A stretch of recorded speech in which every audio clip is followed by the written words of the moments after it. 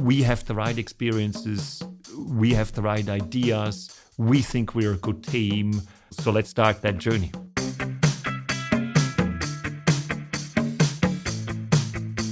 Welcome to the Swisspreneur Show, a podcast about startup stories and learnings from experienced entrepreneurs. Here's your host, Sylvan.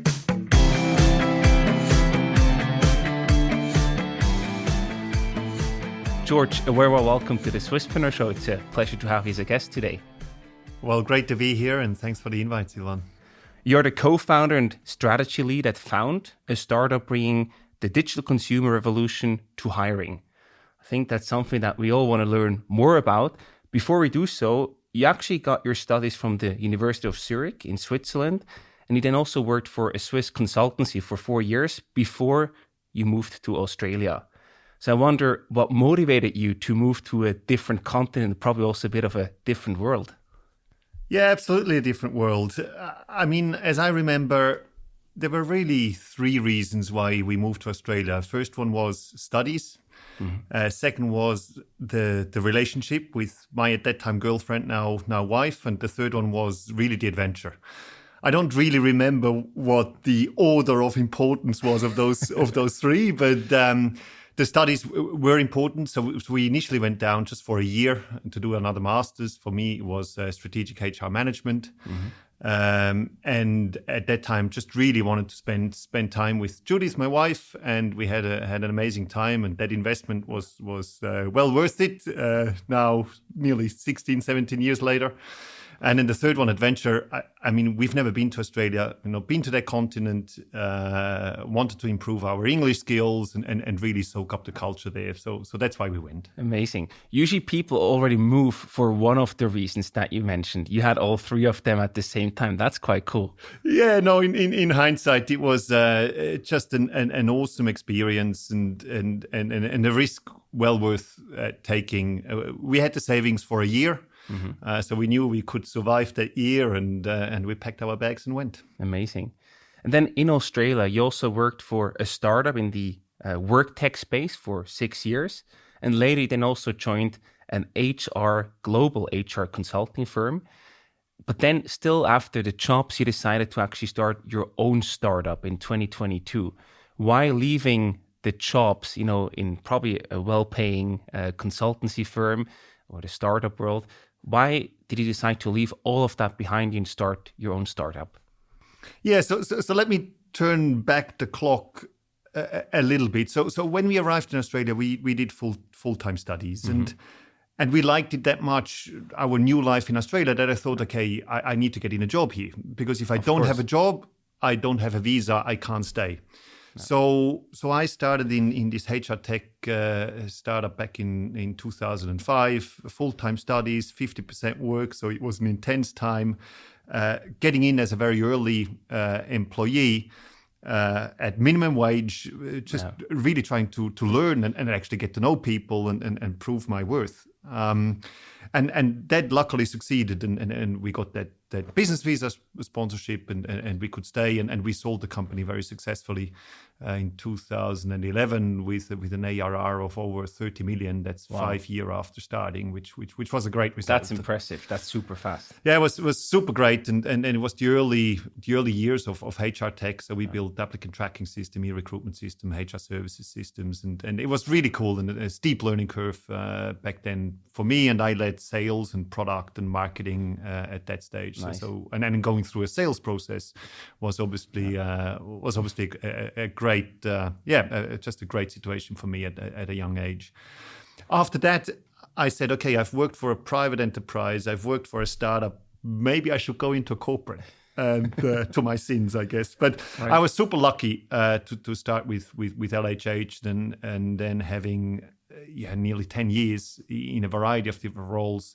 For the last few years, I led all of our European countries and our APAC countries as CEO, and obviously got to deal with a lot of different cultures mm-hmm. and a lot of different sales organizations as well as product.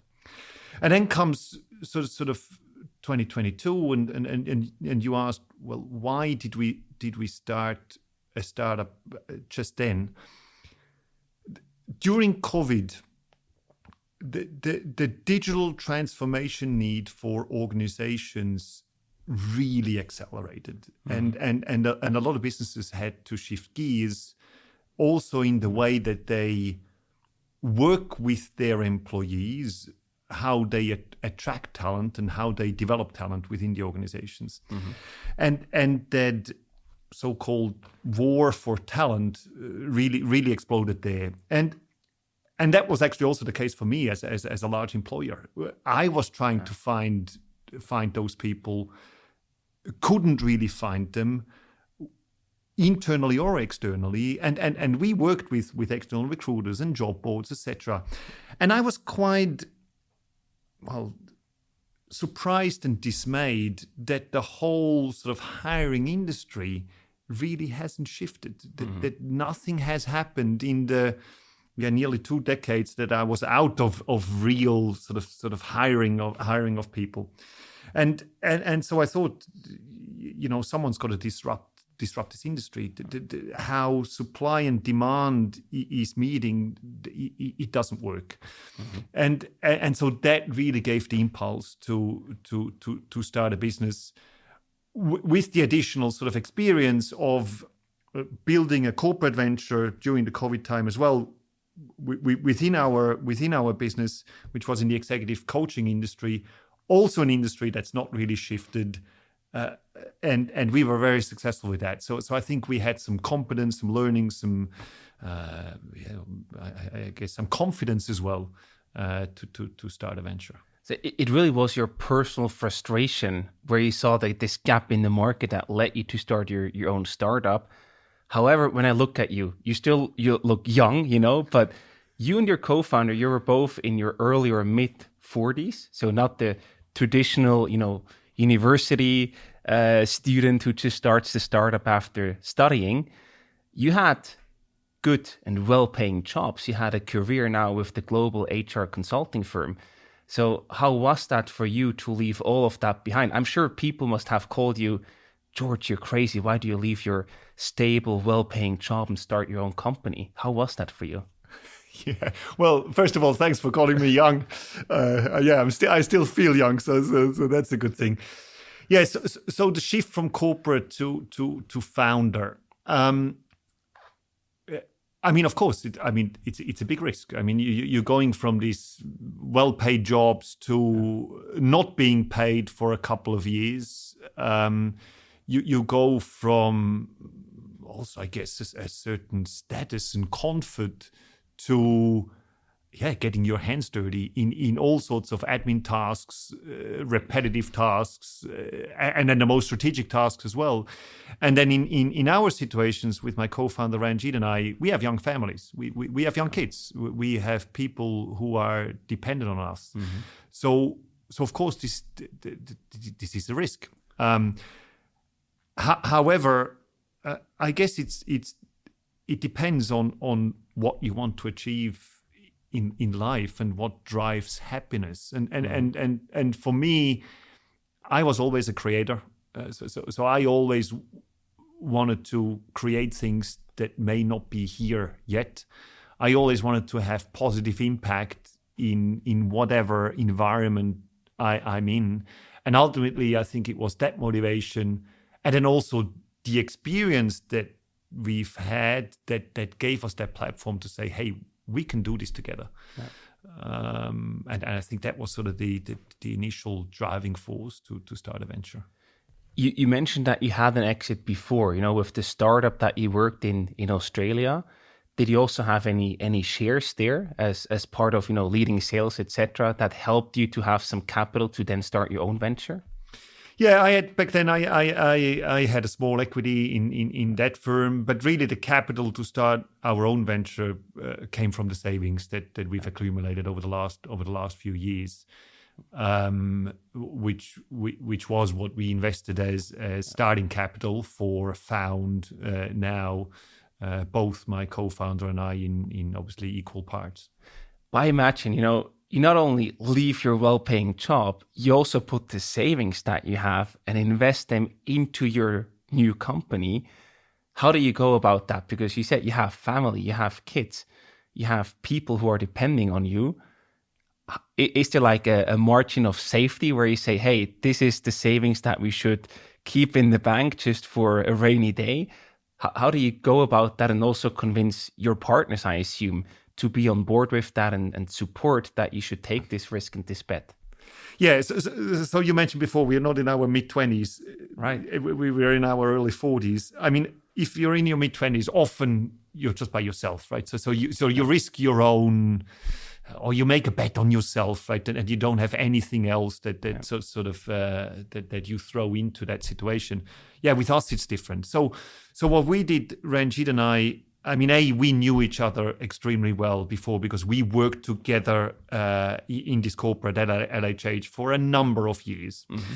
And before we started Found, we literally went walking for a few days in the Swiss mountains to have those sorts of conversations. Yeah.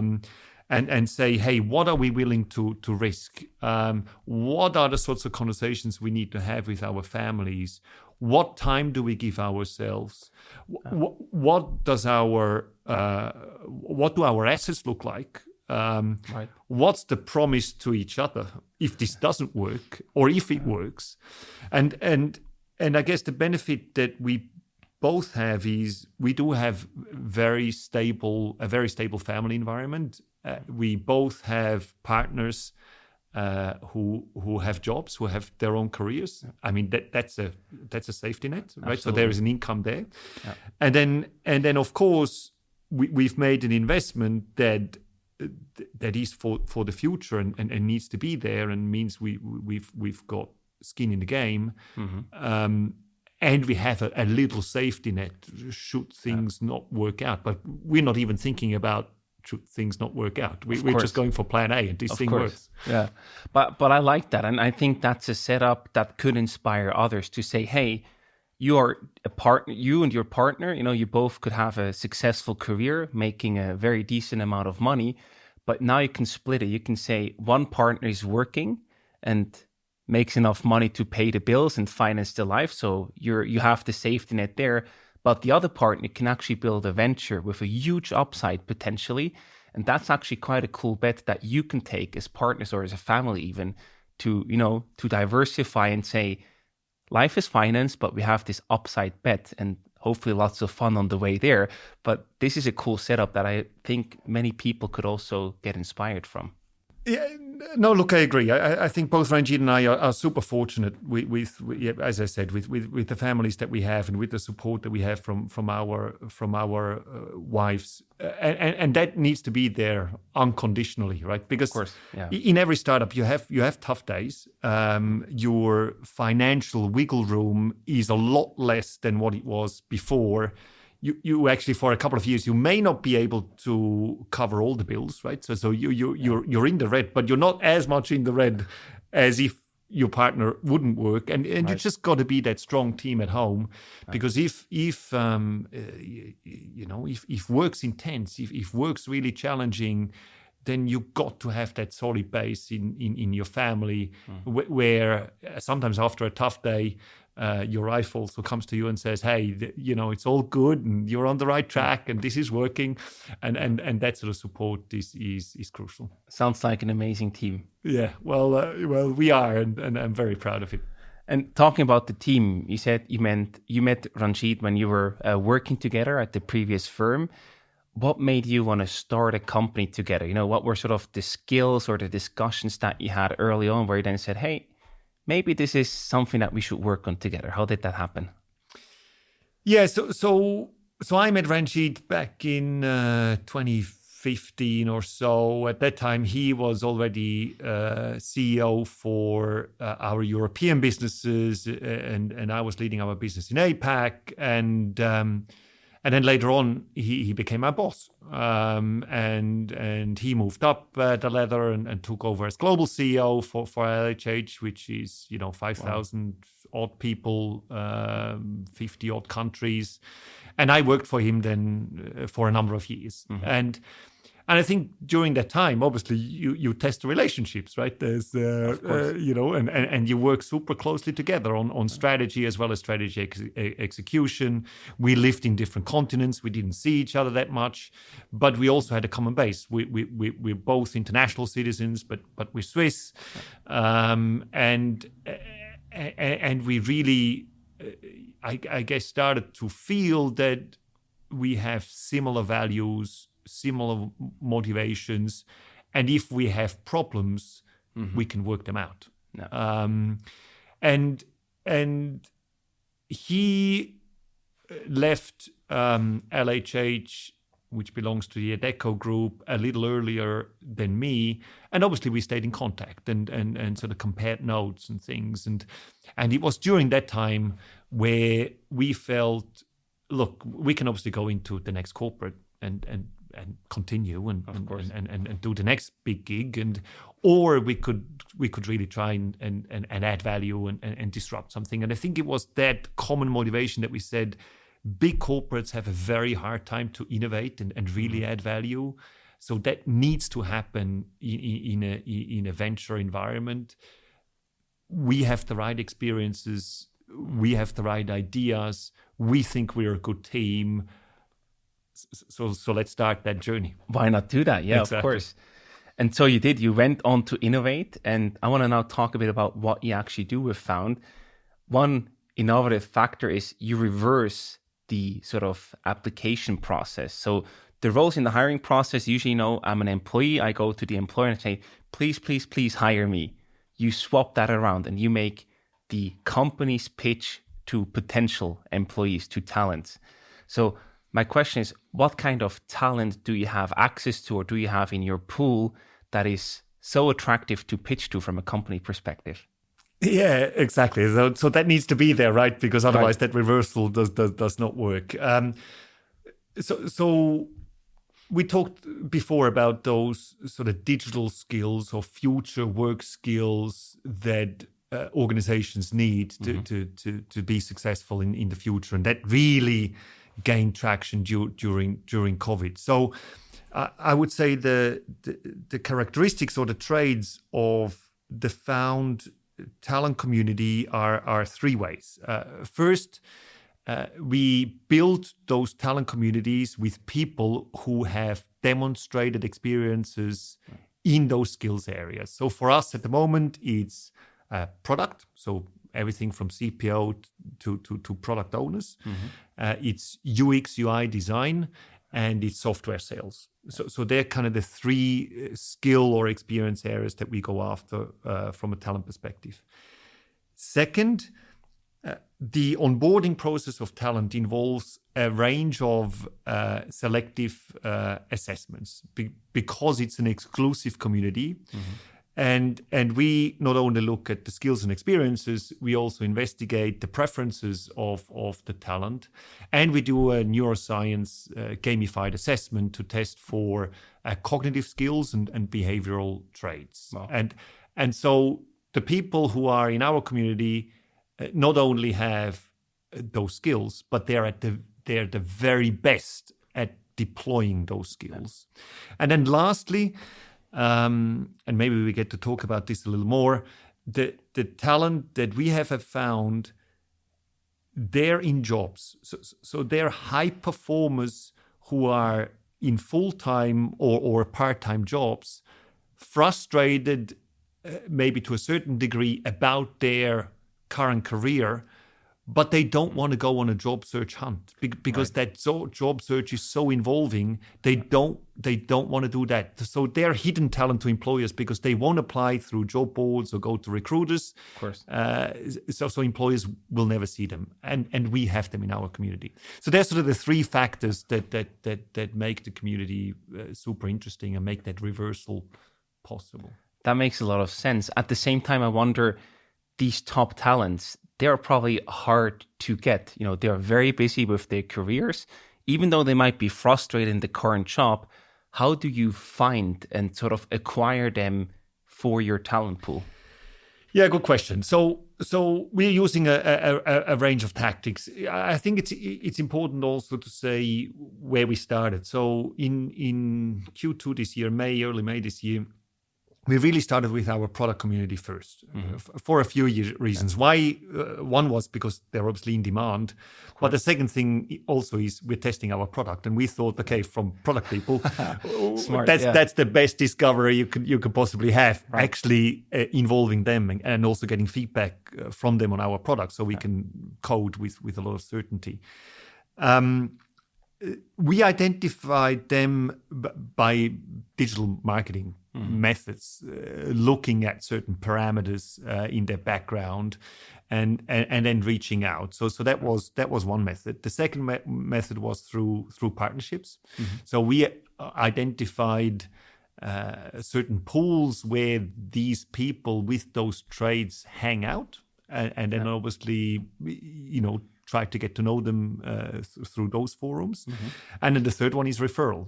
And ultimately, we really want to grow our community through referrals, and that actually has taken off way faster than what we ever imagined, which is fantastic and speaks to the quality of the talent. I love that. How do you generate these referrals? Because this is like the dream for any product, right?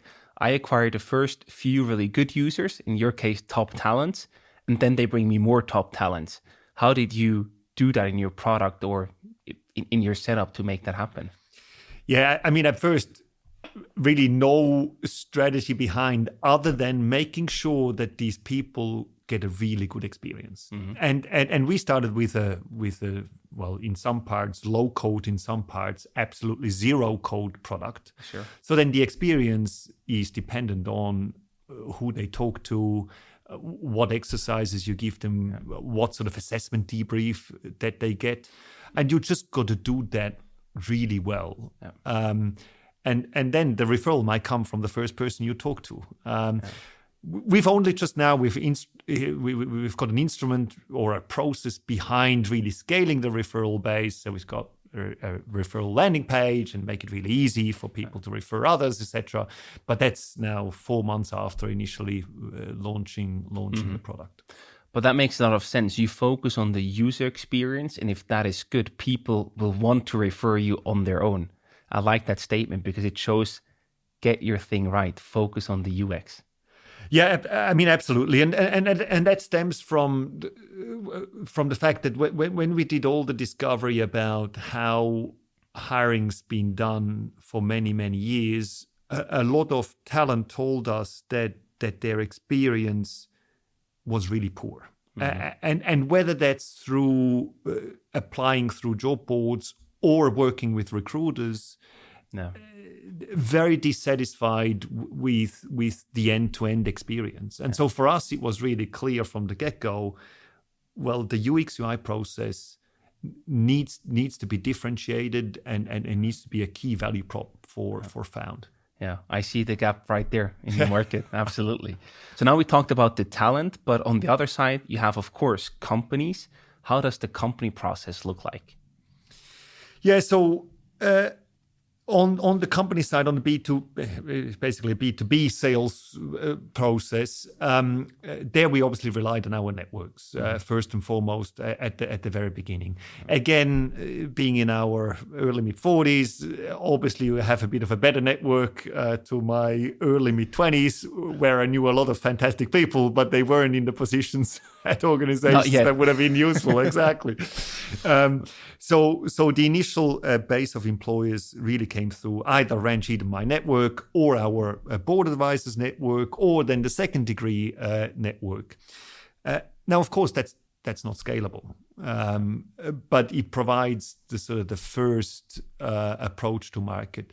Now we're really in a process of finding out, okay, how can we get, and again, the right employers, because our mission is to make people loving their jobs. So you've got to guarantee quality on the employer side as well. Yeah. So we want to find the right employers at scale. And we obviously defined a very narrow ICP and are now going after that, testing different channels, different copy, different processes, to sort of ensure we've got something that works.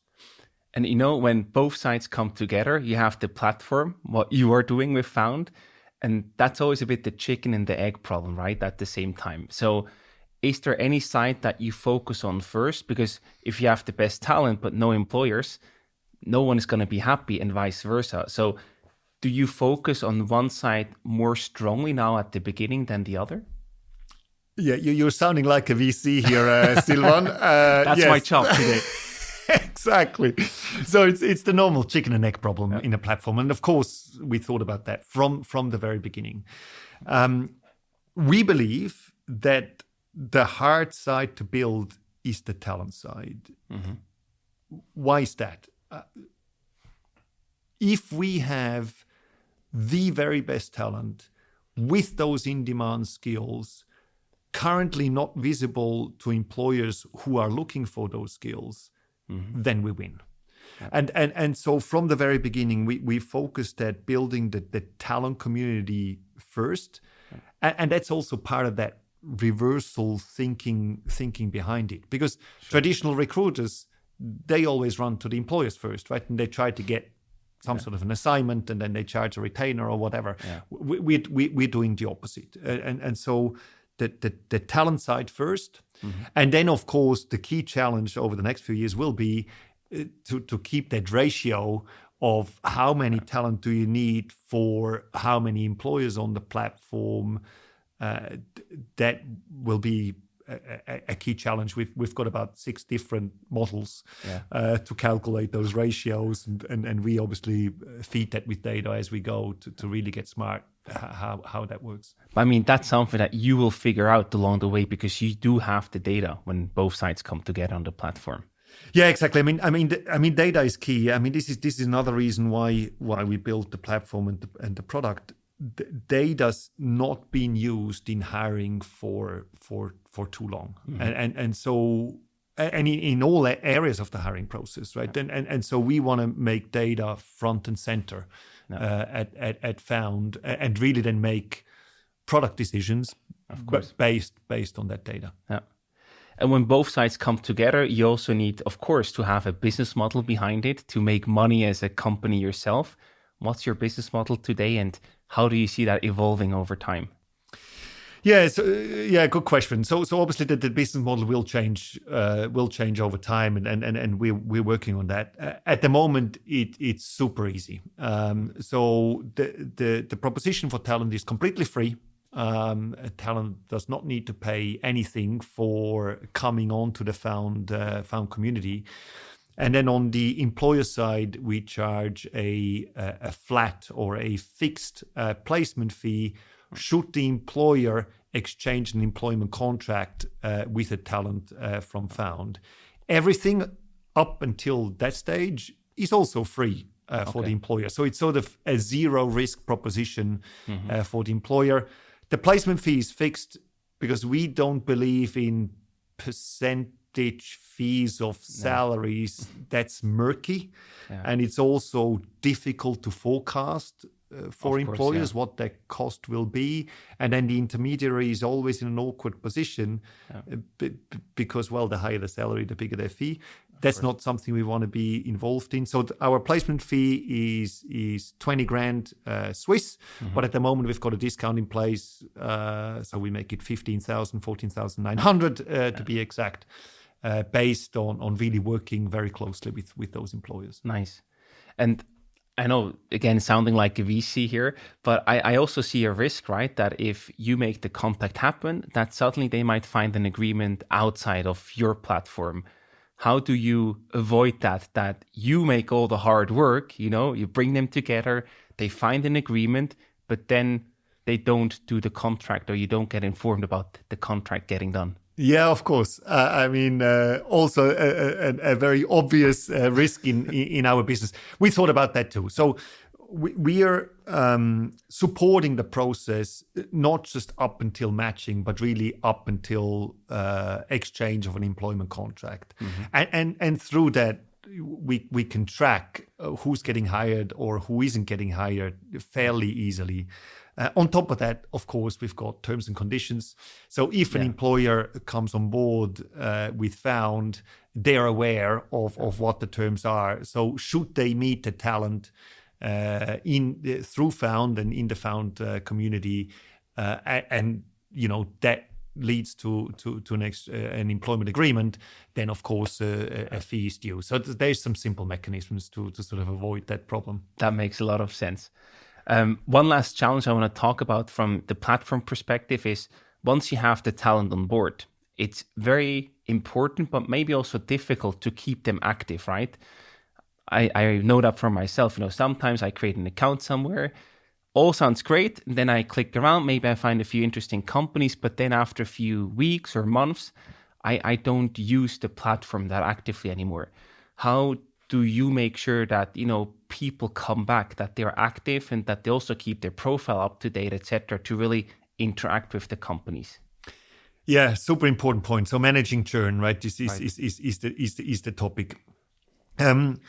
So we are trying to do this through a range of interactions. The first one is back to UX UI, right? A product needs to be easy to interact with, and so that you want to go on again and again. And so we are investing. We've built our own UX UI. We've got our own designer, and we've got our own tech team, etc. So that's front and center.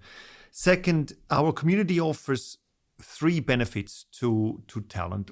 One's obviously career and being pitched to by employers, right? And not needing to do all of that hard work in the job search. Right. The second one is learning. And at the moment, we're trying to connect our talent to a variety of learning opportunities that they can go to. So, and then in the future, that will change. And there might be learning opportunities that they can access within our platform. And then the third one is community. So a lot of people want to interact with like-minded people, not only to learn, but also to build network. Yep.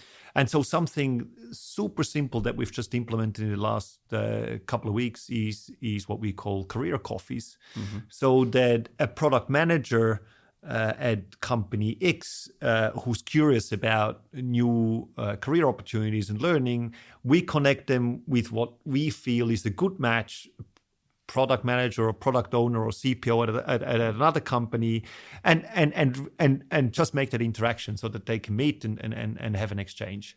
And I think those community features are critical to get people back. In future, we might have mentorship opportunities, especially of a talent that actually move through the whole process, start a new career via Found with an employer, and they could start to mentor new talent who come onto the Found platform about the do's and don'ts and basically give back. And I think that's a big attraction to many people right now, that they actually want to share their learnings and help other people along the way. I love that, because we see that, what we do with Swisspreneur of just bringing people together, and so many great things can come out of that. And I know that if you bring peers together that otherwise maybe not even know each other or would never interact, that's super, super powerful. So I love that community aspect. That's super valuable. Yeah, thank you. No, we're working on this and obviously try to instrumentalize that and make it scalable and really make it work. But yeah, I know the first signs around the needs of people, the interest of people to do this is fantastic. Amazing. You also have not only a very strong product, but in that product, you also work with AI and gamification. Can you talk a bit more about how you embed them in your product and what the benefits are of having that? Yeah, I mean, which product today is not talking about AI and also gamification? No, it's obviously critical for us. So on the AI side, our matching engine, our proprietary matching engine, is fed with dozens and soon hundreds of data points, recognizing patterns of behavior using machine learning to really make it the world's best matching engine between the criteria that we're hearing from the employer and then obviously the data and the rich data that we have from the talent. So that's the main area where we're going to use AI. But then we're using AI in very simple things like the onboarding processes of both employers and talent. So when a talent, for example, meets with their career coach as part of their onboarding, that their career coach is already fed with a lot of data using AI, which really makes it a lot more efficient and faster. So that's the AI side. I mean, that area is changing and accelerating so quickly that you always feel a little bit on the back foot on how you can use it for your product. But I think you just got to put a line in the sand and look for use cases in your product and then do it and measure whether it works. And then the gamification we use mainly in the way we assess people for their cognitive skills and behavioral traits, and there's basically two ways you can assess people. Either you measure behaviors as such, or you go the neuroscience way, and we went down the neuroscience way and basically asked people to play a few games, and they can do this on their iPhones. In a very short period of time, so 15-20 minutes, play 3 or 4 games. Cool. And obviously while playing we get a lot of data points around how they approach the game, what they do, where they move, and that gives a very solid and very predictive picture of their not only of their skills but also of their potential for the future. Amazing. I love that. I also want to talk about the topic of financing or fundraising. You put money on the table yourself to demonstrate skin in the game as founders. You were completely self-funded and now just took a convertible loan sort of as a first small round. What were some tough trade-offs early on that you had to go through or that you had to make because you were self-funded and didn't go for big VC money early on? Yeah, obviously, the funding environment, as you know, has changed dramatically over the last 18 months. I mean, 2 years ago, you were basically thrown money for any sort of half-solid opportunity. And today, to some aspects, we're in a lot healthier environment, maybe even in a better environment. But of course, at some stage, more confidence needs to come in. But your question was, well, how did we do this? So for us, it was clear at the very beginning that we need to provide the starting capital, and Ranjit and I want to and also have to put that capital in. So we put $500,000 in of our own money to get things going. And then we evaluated different methods, right, on how we could do this first round, and really thought the convertible loan for us was the right instrument. And so very late last year, early this year, we started this round with a goal to have $2 million in the convertible loan, and obviously, with all the learnings. Of course, in our careers, we've done business pitches, we've done investor pitches. We kind of knew a little bit, how the game's played. But then, as a new venture, you sort of need to change perspective again. Yeah. And we went through iterations of getting that right. But it took us only about 6-7 months to get the convertible loan filled. Nice. And we are even in that very fortunate situation that we are a little oversubscribed. So in the last few weeks, we made some trade-offs, some choices on which investors we want to have on board.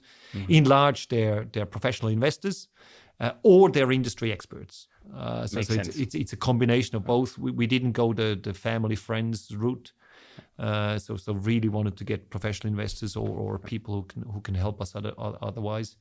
And now that this round is done, you're obviously looking at the next round, right? And after the round is before the round. That's how it works. Exactly. And look, I really have to do a shout out to Ranjit. He was leading over the last few months the investor side of things, and it's obviously great as co-founders if you can split up and conquer. Of course. And he's done a tremendous job on networking and learning and building those relationships with those investors. So it's I mean, definitely the right co-founder on board. Amazing. So when is your next round planned for? Yeah, so we're thinking sort of end of Q1, middle of next year to do the next round. That will be with VCs. We obviously have plans to expand. So Switzerland is really the market where we want to learn now and prove product market fit. And then the next round should support our expansion. So yeah, we're planning that for middle of next year. Perfect. So you said you want to prove Switzerland. What are some milestones that you think you will have to hit before you can raise the next round? Yeah, so it's really that traction roadmap and really that product market fit that we want to get right over the next 6 months into Q1 next year. So I think that's the first milestone. Second milestone is to finalize the coding of the product end to end. At the moment, our roadmap is also sort of sketching that out for Q1 next year, and hopefully we can get there. We've got a great CTO with Niklas Newholm on board and the senior software engineers. So they're both in Zurich, so that's great. And then the third milestone is that geographic expansion that I talked about in 2024. So they're sort of the three key things we want to achieve. Amazing. And what's the bigger vision now that you have investors on board? At one point, they eventually also want to see a return on their investment. Do you plan to get acquired? Do you want to scale up and then eventually do an IPO one day? What's your vision with Found? Yeah, I think, I mean, the vision, I mean, the first vision is, right, we want to disrupt this hiring industry. Right. And while doing this, we want to get people into jobs that they really love, while at the same time solving that skills gap for employers. Mm-hmm. So I think that's core, and that needs to come first before the vision of, okay, what are we going to do with Found? We do have the goal of ultimately selling Found. Could be a strategic investor, could be a VC, could be something else. We set ourselves a time frame of 5 to 7 years, but let's go, step after step. But that's the ultimate goal. Yeah, got it. So to wrap up today's conversation, George, we also have some rapid fire questions for you. I'm going to ask you a short question, and you have to answer in one sentence, ideally. Oh, sounds like fun. Let's do it. Let's go. What's the funniest or most memorable job interview that you have ever conducted or attended? Funniest job interview that I've conducted? Well, I do. So if I have the opportunity to meet people face to face, I surprise them and take them on a walk. And I take them on a walk to get them out of their comfort zone, get them relaxed, and then we walk and talk. Nice. And I remember in Sydney, a scorching hot summer's day, when I met a lady, and she obviously had high heels on, was dressed for the occasion, and we went out and walked along Sydney Harbour. And after about 5 minutes, she said, "George, can we just slow down here a little bit? For my safety, but also, to make sure I can catch a breath and actually give you the responses that you need to." So that was kind of funny. That sounded like a challenging interview. Exactly. What employer red flags should job seekers watch out for? Well, in the hiring process, make sure that your experience during that process lines up with the values that an employer declares on their website. Yeah. To give an example, a lot of companies, also a lot of well-known tech companies, they've got as a value entrepreneurship or fast decision making or whatever. Yeah. But then the job interview process is 12 steps. So if you see that, it takes like 2 or 3 months. Exactly, that's the end of it. Don't go. Wrong, all wrong. Not walking the talk. No, exactly. I'm not sure if you remember, but how many CVs have you sent out in your lifetime, basically?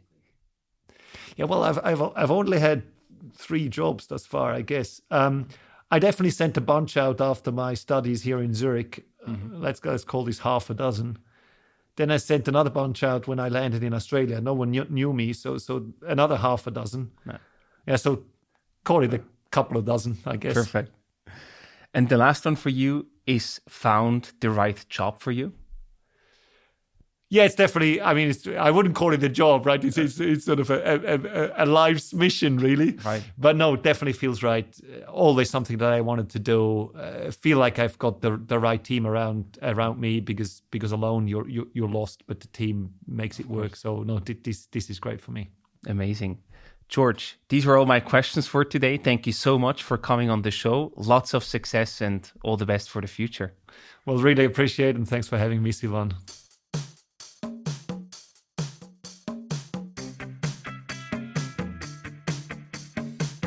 We hope you enjoyed today's episode. If you did, you can support us by rating our show on Apple Podcasts. This way, we can reach an ever-growing number of aspiring entrepreneurs.